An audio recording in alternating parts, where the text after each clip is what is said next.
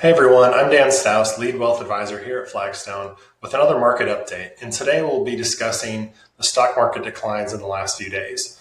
Now, I'm recording this on Monday, August 5th, and today's another rough day in markets, but the most recent end of day pricing that we have to go off of is Friday, August 2nd. So a lot of the slides that we look at and the percentage pullbacks that I'm talking about are going to be as of Friday, August 2nd. Now, as of Friday, the stock market has been experiencing a pretty broad sell-off with the S&P 500 down 5% and the Nasdaq in correction territory. Now, we'll be talking about the factors driving the pullbacks and how investors should view recent pullbacks with some perspective. Now, pullbacks are never a pleasant experience, but understanding how to navigate them can help investors stay on track toward meeting their financial goals.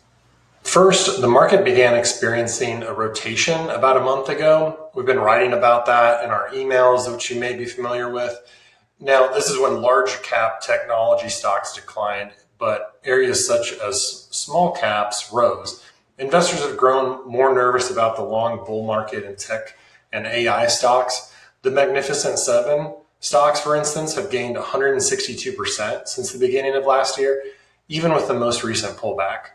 More recently, all parts of the market have struggled due to new economic data and concerns around the Fed. Many investors worry that the Fed may have waited too long to cut rates, which we'll explore in a moment. But this chart highlights the importance of having a longer time horizon and not just focusing on what's happened over the past few days or weeks. Despite the recent decline, the S&P 500 has still made significant gains over the past few years. And this has been the case despite significant events such as the 2022 bear market, the pandemic, and more. Second, investors are concerned about the economy as the Fed keeps rates high.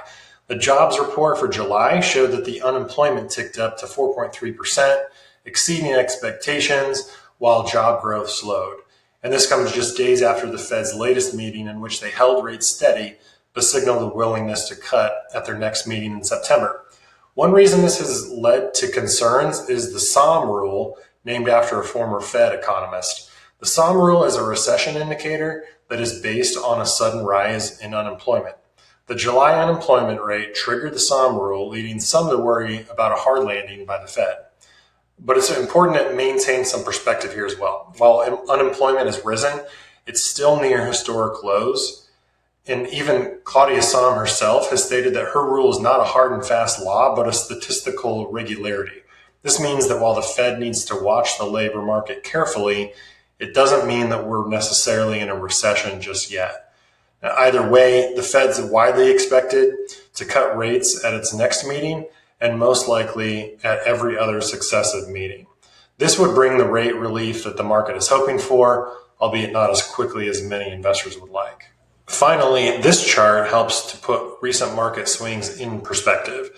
We have experienced two 5% or worse pullbacks for the S&P 500 so far this year, which is well within normal levels. In fact, the average year experiences 4 or 5 such pullbacks, and bear market years experience many more. While market declines are never pleasant, it's important to keep a level head. The market's adjusting to a new macroeconomic backdrop, which could take time to play out. In many ways, the current economic environment is exactly what investors had hoped for just a few months ago when inflation was improving, unemployment still low but rising, and interest rates that could decline soon. History shows that staying invested is still the best way to achieve long-term financial goals, even if there are some bumps along the way. I hope you found these insights to be helpful. If you're a client, we at Flagstone, thank you so much for your relationship. If market headlines are making you feel a little bit nervous or you're wanting to talk through anything, please don't hesitate to reach out to any of the advisors here. We'd be happy to chat with you, whether it's just wanting a better understanding of what's going on in markets or how it impacts your personal situation, or maybe you want to use this as a buying opportunity. Whatever the case, we're here to be a thinking partner with you with your financial decisions. Now, if you're not a Flagstone client, but you're curious about what that might look like, visit us at flagstonefm.com to read a little more about us. And thanks for watching.